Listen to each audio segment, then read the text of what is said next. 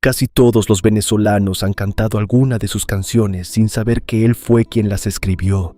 Aprendieron a comportarse, a contar, a saludar, a querer a los animales del campo e incluso a bailar en fiestas alrededor del mundo, gracias a un hombre que nunca pidió que lo llamaran maestro, ni artista, ni genio. Solo pidió una cosa, que lo llamaran tío. Para entender cómo ocurrió esto, hay que viajar a los llanos venezolanos, esa inmensa sabana de horizontes planos, ganado disperso y calor espeso, donde nació Simón Díaz el 8 de agosto de 1928, en Barbacoas, en el estado Aragua. Allí, mucho antes de que existiera la radio o la televisión, los llaneros ya tenían su propia música. No era un espectáculo, era una herramienta de trabajo. Mientras ordeñaban las vacas al amanecer, los hombres cantaban tonadas, melodías largas, lentas y casi hipnóticas, pensadas para calmar a los animales y hacer más llevadera la faena. Nadie las escribía, nadie las firmaba. Se heredaban de boca en boca, como un secreto del campo.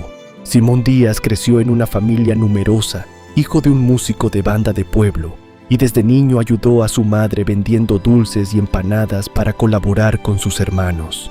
A los 15 años empezó a trabajar junto a la orquesta Siboney en San Juan de los Morros, y poco después se convirtió en cantante de boleros. En 1949 se mudó a Caracas para estudiar teoría, solfeo y armonía en la Escuela Superior de Música, bajo la guía del maestro Vicente Emilio Sojo. Fue allí donde aquel muchacho criado entre tonadas empezó a convertirse en compositor. Poco a poco, empezó a presentarse en radio y televisión, en un país que en las décadas de los años 50 y 60 miraba con fascinación todo lo extranjero.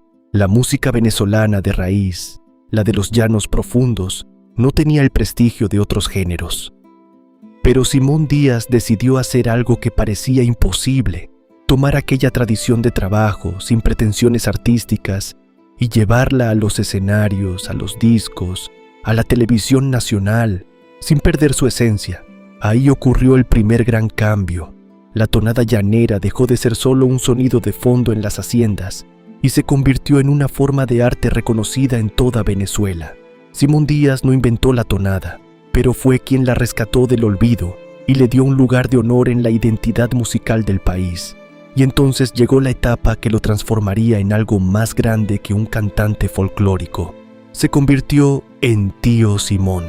En la televisión venezolana, con un sombrero de cogollo y una guitarra sencilla, Simón Díaz comenzó a dirigirse directamente a los niños. Antes de continuar, si te gusta descubrir historias, lugares y curiosidades de Venezuela, apoya este video con un like, suscríbete al canal y déjame en los comentarios qué tema venezolano te gustaría ver en el próximo documental.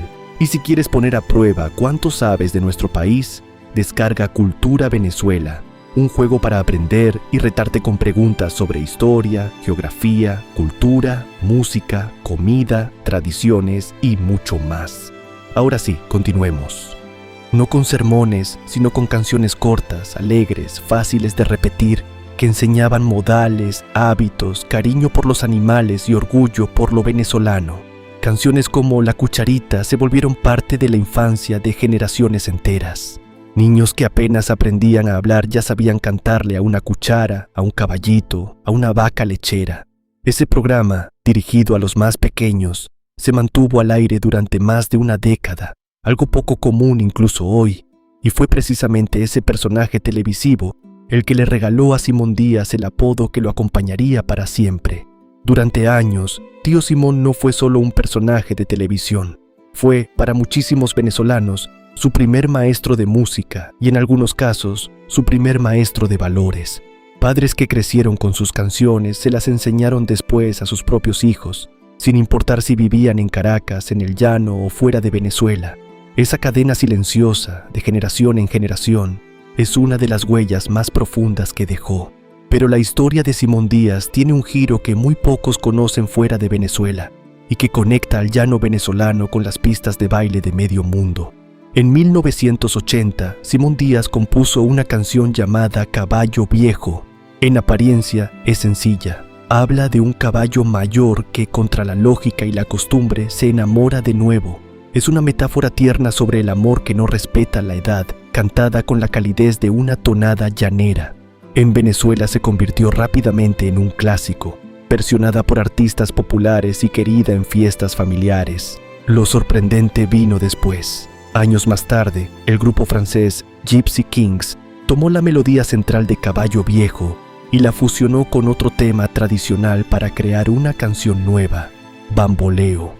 Esa canción se convirtió en un fenómeno mundial, sonando en bodas, discotecas y fiestas de prácticamente todos los continentes durante décadas. Millones de personas en Europa, Asia y América han bailado bamboleo sin saber jamás que esa melodía nació en una sabana venezolana, escrita por un cantor de tonadas nacido en un pueblo ganadero.